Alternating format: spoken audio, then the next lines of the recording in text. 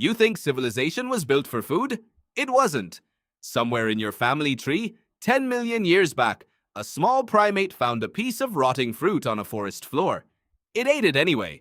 That single decision might be the reason you're living in a house right now instead of a cave. Strange, right? But the story only gets stranger from here.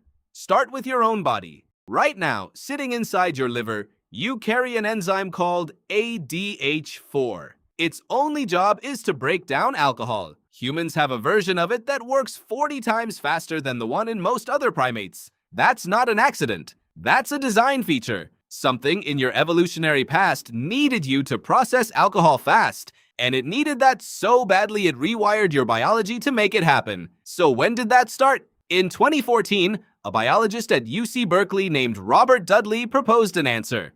He called it the drunken monkey hypothesis. His argument was simple. Fruit falls from trees, it sits on the ground. Wild yeast gets inside it, sugars start breaking down, and the fruit begins fermenting on its own. Any primate eating that fruit was also eating small amounts of ethanol. It felt good. It felt rewarding. So the primates that could handle it, digest it, and come back for more had an advantage. Over millions of years, that turned into a hardwired attraction.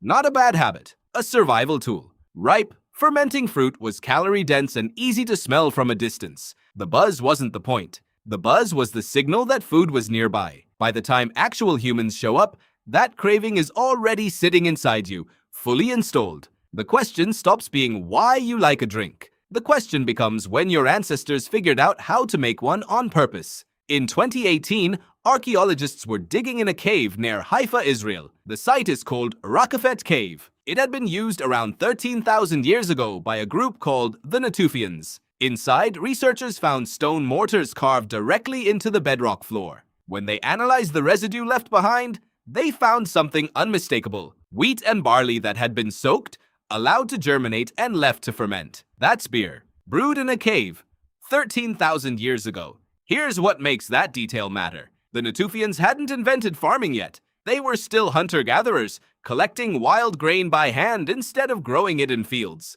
They didn't need to cultivate anything to survive, but somewhere along the way, brewing became important enough that they worked it out before agriculture even existed. Before bread, before villages, before anyone had a permanent address. For a long time, the accepted timeline of human history went like this. People settled down, started farming, built villages, and eventually got around to inventing alcohol as a kind of bonus. A treat that came after civilization was already underway. Rakafet Cave quietly flips that timeline on its head. And it isn't alone. About 1,000 years later, in what's now southeastern Turkey, someone built something enormous. The site is called Göbekli Tepe. Massive stone pillars, some weighing over 10 tons, arranged in careful circles and carved with images of foxes, snakes, and boars. The German archaeologist Klaus Schmidt spent years excavating it, and what he found didn't make sense at first. This wasn't a village. There were no houses, no farming tools, no signs of permanent settlement, just hunter-gatherers, organizing enough labor to drag 10-ton stones up a hill and carve them with precision. What could possibly be worth that kind of effort? Then researchers found large stone vats at the site. Chemical testing revealed residue from fermented grain, not small batches for one household, enough to serve a crowd. The leading theory now is that Göbekli Tepe wasn't a home, it was a destination. People traveled from across the region to gather, feast, and drink together. A 10,000-year-old festival ground built by people who technically hadn't invented farming yet, which raises the question that's been argued over for decades. Why did humans start farming at all? Patrick McGovern, a biomolecular archaeologist widely considered the world's leading expert on ancient alcohol, has spent his career pushing an idea that used to sound absurd. He argues humans didn't domesticate grain to make bread. They domesticated it to make beer. Bread takes real effort. You have to grind the grain, knead the dough, and bake it just right. Beer is almost lazy by comparison. Soak the grain, walk away, and let fermentation do the rest. If the goal was calories, bread and beer were roughly equal, but only one of them made people feel something. McGovern's argument is that the pull toward that feeling may have been strong enough to reshape how an entire species fed itself. If he's right, then farming wasn't invented to solve hunger. Hunter-gatherers were already eating fine. Farming may have been invented to keep the drinks coming. By around 7000 BCE, the evidence becomes far more specific. At a Neolithic site called Jiahu in central China, archaeologists led by researcher Patrick McGovern's team, working alongside Chinese scientists, uncovered pottery jars containing residue from a fermented drink made of rice, honey, grapes, and hawthorn berries. This wasn't a rough attempt, it was a blend. Multiple ingredients, deliberately combined in specific proportions. It stands as the oldest confirmed alcoholic recipe found anywhere on Earth. Whoever made it wasn't guessing. They knew exactly what they were doing. From there, the habit didn't fade. It became infrastructure. By the time ancient Egypt was thriving,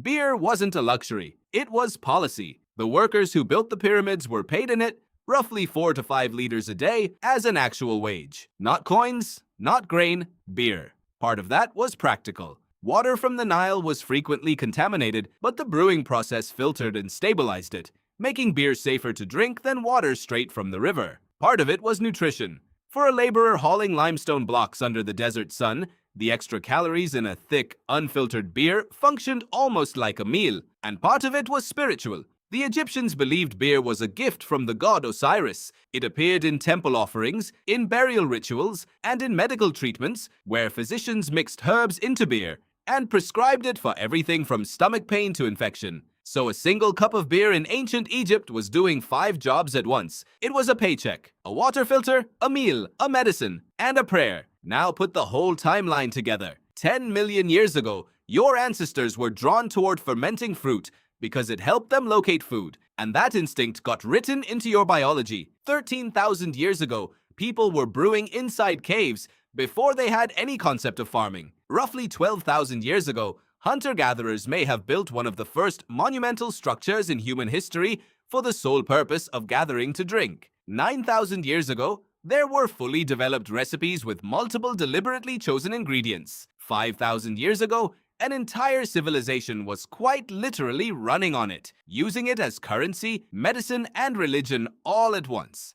Notice the order of that list. Alcohol doesn't show up after civilization gets built. It shows up before almost everything else. Before permanent homes, before farming, before the earliest writing systems. It's possible that instead of being a byproduct of human progress, it was one of the forces driving it. So the next time you have a drink, notice what's actually happening. You're not doing something modern. You're not doing something casual. You're repeating a 14,000-year-old ritual that predates the wheel, using an instinct that predates your own species by 10 million years. The ingredients changed, the cups got fancier, the reasons got dressed up in ceremony and small talk, but underneath all of it is the exact same impulse that once made a small primate reach for a piece of overripe fruit lying on a forest floor, long before there was anyone around to call it a bad habit or a tradition or a drink. You didn't build that impulse. You inherited it.